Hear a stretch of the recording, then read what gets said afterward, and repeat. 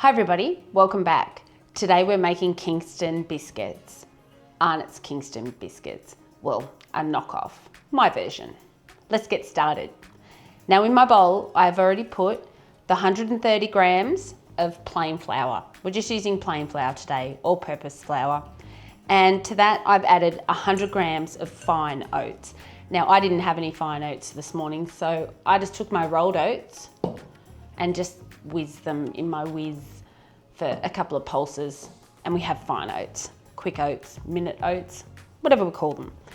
Now to that, I'm adding my 60 grams of fine coconut. Same thing, if you only have shredded coconut or not fine coconut, just blitz it, same thing. And then we're adding our 150 grams of sugar. And then a quarter of a teaspoon of salt. And then just give that a whisk. Just whisk it through, make sure it's all mixed. And then just set that to the side. Now in my little pot here, I'm going to put my butter. Now we have 115 grams of butter. Now just pop that in.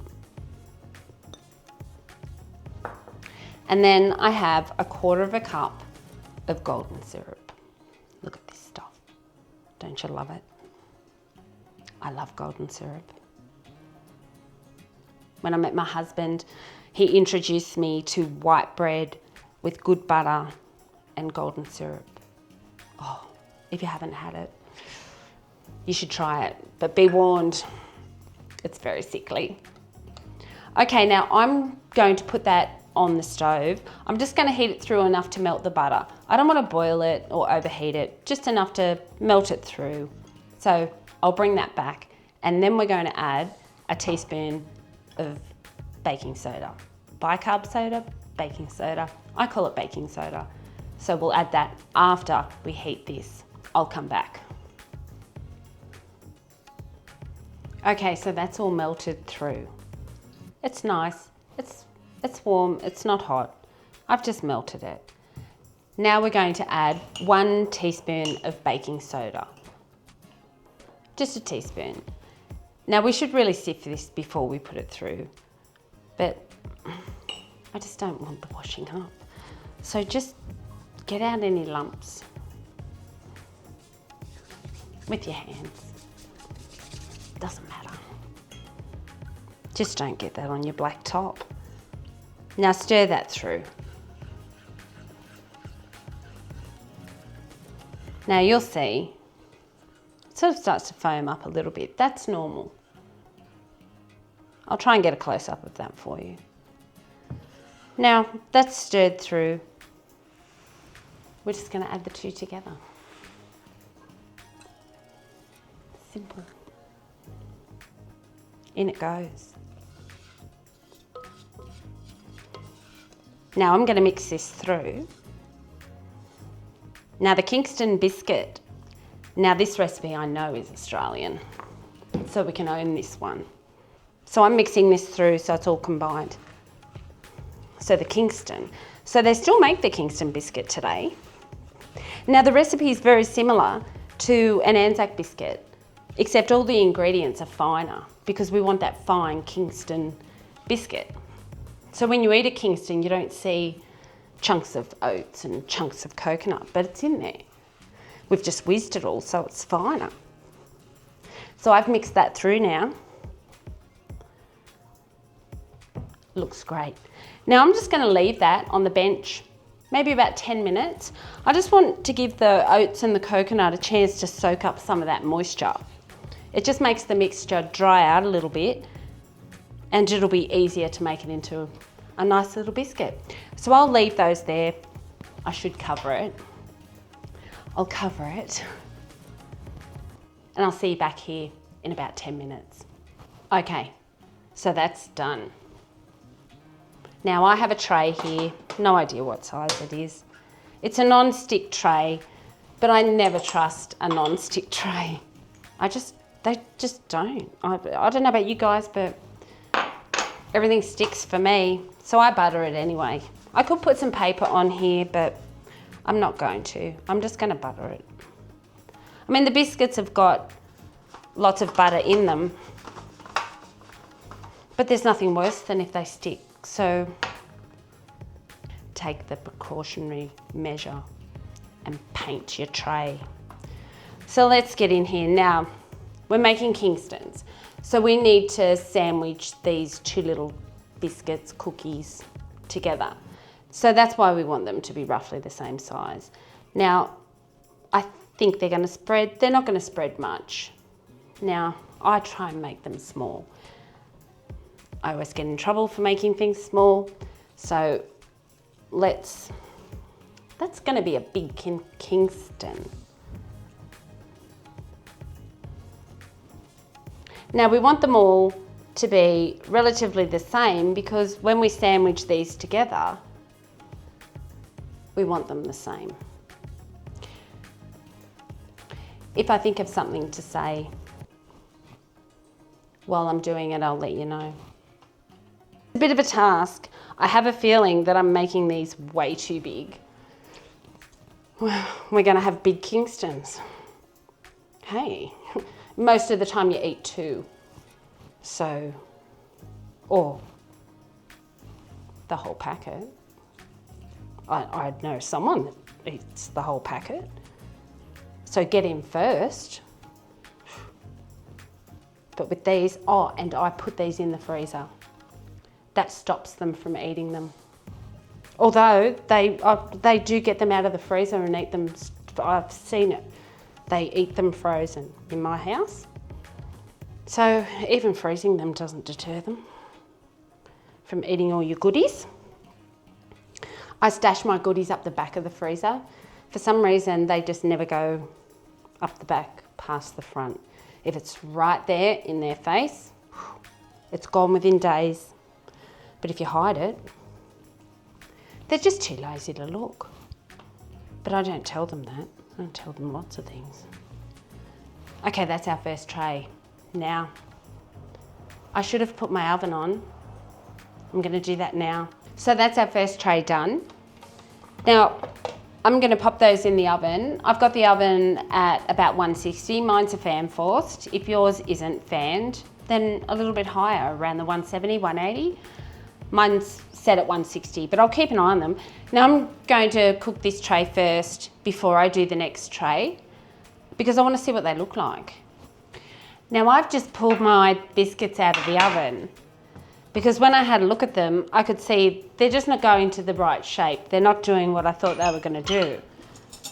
So if I continue to cook these in the oven, they're just going to be thick, boring looking biscuits. So I'm just going to squash these down. Now these are going to be bigger than I thought, but if I just squash these quickly down now, they are hot because they've started to cook. But don't just leave them in the oven and let them be a disaster. Now's your chance to fix it.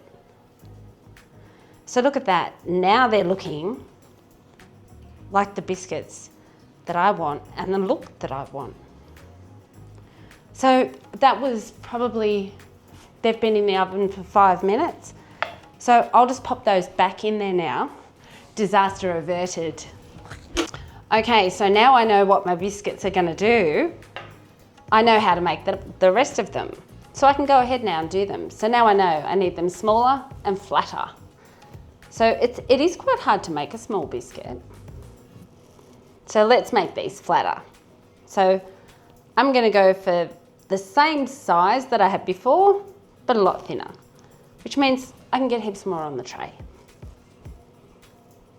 So now it'll probably take me about the same amount of time as they will to cook. So I'll quickly do these and keep squashing them this time. So those biscuits have been in the oven for about, I reckon about 14 minutes. So I'm gonna do a quick swap over and we'll have a look. We'll get the big guys out and we'll put the little guys in. Good thing I have my little oven mitts. I made these. I'll show you how. Okay, so the ones we've just put in are smaller. So I'm not gonna cook those for 15 minutes. I'll put my timer on in between the 10 and 15. Now look at these guys, they look fantastic. Now they're soft when they come out of the oven. So just pop them to the side on your bench and let them cool, and then we'll put them on a wire rack. I'll continue to wash up as I do, as you should too. Don't go and sit down now. Wash these dishes up. Okay, so we have our monster Kingstons. It doesn't matter. It's how they taste. Now they've had a chance to firm up. They're really good now. They're not really hot.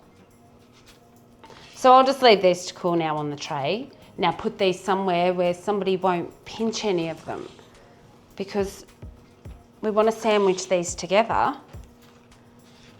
and they always leave you with an odd one, which I'm going to end up with an odd one here anyway. So it looks like we might have a big guy and a small guy together. Maybe one of the small guys will turn into a big one, and it'll work out in the end. Now just clean things in your kitchen as you go. You're waiting on your biscuits anyway. It just means in the end, you can make your coffee, grab a couple of biscuits, and off you go. You're not stuck in the kitchen. Everybody else walks in when it's all over, and they get to just, great, while you're washing up. Do it now. I'm getting in first. They look fabulous. Once again, leave them sit for just a couple of minutes, just until they suck back in. So as you can see, we have large Kingstons and smaller Kingstons. Doesn't matter. I know which ones will get eaten first in my household. Wow. So it made a difference if we stopped halfway through the cooking process. So we did a couple of things. We stopped these 5 minutes into their cook and squashed them to make sure they came out like the biscuit that we want. And then we were able to just hold off on putting these ones in the oven and make them a little bit smaller. Now, while they finish cooling, I'm going to melt my chocolate. Now, in a perfect world, we'll do a water bath. I'll put some water in my pot. You find a little bowl, pop it on the top, boil the water, melt your chocolate. Look, I'm not going anywhere. I'm going to stand here and I'm going to stir it. So I'm going to do something very naughty. I'm just going to heat it and melt it in the pan. I know. But what I'm going to do, I'm going to hold off on the white, because I want the Kingstons the same chocolate colour like the store-bought. So now I've got that straight in my pan. I know it's really naughty, and I know it's something you shouldn't do, because chocolate burns really quickly. I know my chocolate, I know my pan. I've got a thick little pot here. I'm just going to put it on my smallest gas burner, on the lowest I can, and I'm not going to stop stirring it. I'm just going to keep stirring it, and I can keep taking my pot off. As I stir, if I think, oh, I get a bit scared, just take your pot off. The chocolate will melt with just a pot. I'm not tempering chocolate, I'm just melting it. So, be daring. Now I've just melted my chocolate through. There was no great catastrophe, there was no catching, there was no burning. But hey, you do what works for you. Now I've got my chocolate just melted nicely. It looks great. Now let's go for the colour. Now this is why we held off on the white, because we're just going to pop it in and see what colour happens. Now if I have to reheat that, I'm not going to touch the bottom of my pan, but I imagine it's quite hot.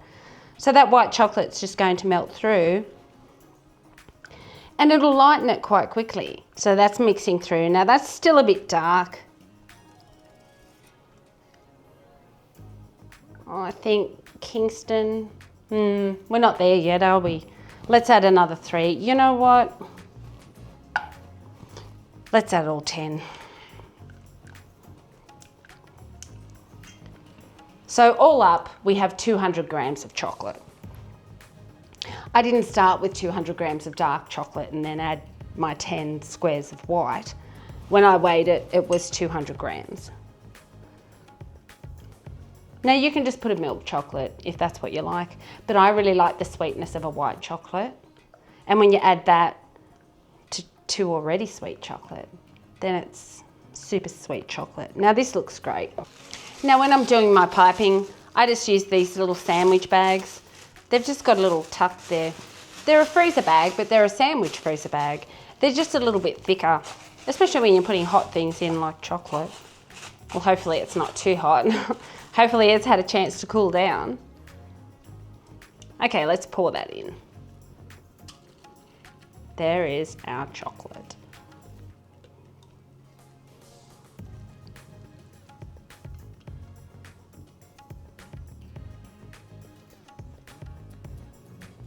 I think I had the perfect size. We made a bit of a mess. Scoop your edges up and then just tie it at the top. Now's a chance for you to feel your chocolate. Mine still feels quite warm, so I can let that cool like that if I like, which I might do. It's pretty warm, so I can just sit that back in there. It's tight on the top. Leave it for 5 minutes. I've got to wash this sticky chocolate pot out anyway. And you know, it doesn't matter if you have to wash your pot. I'm so tempted to lick that. I think I will. Okay, so my chocolate's had a chance to cool. We're going to snip the end off our little piping bag. Now don't snip too much off your end. This could get really messy really quickly. Okay, so let's start icing. We'll start with the big ones. Now just pipe these on. Now just use your biscuit to stop your pipe. No brainer. Need a little bit more, put a little bit more. Use your biscuit to stop your pipe. Now put that down flat and sandwich. And there we have a supersized me Kingston. I'll do one more big one and then we'll see what the smaller ones look like. So just put that on and use your biscuit to stop that. If you get it on your hands, you've got your cloth. And there.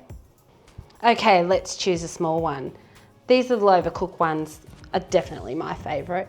So I'll do one of those first. Oops. So that there's one ready for me to eat. So that's probably a good size. Good size Kingston. You be the judge. Make them as big or as small as you like. Like I said, they go in the freezer. Freeze them like that with the chocolate in them. Freeze them just in a Ziploc bag, grab them out. Hopefully they last a little bit longer in your freezer than they do in mine. I really hope you make them. Don't forget, like and subscribe. See you next time.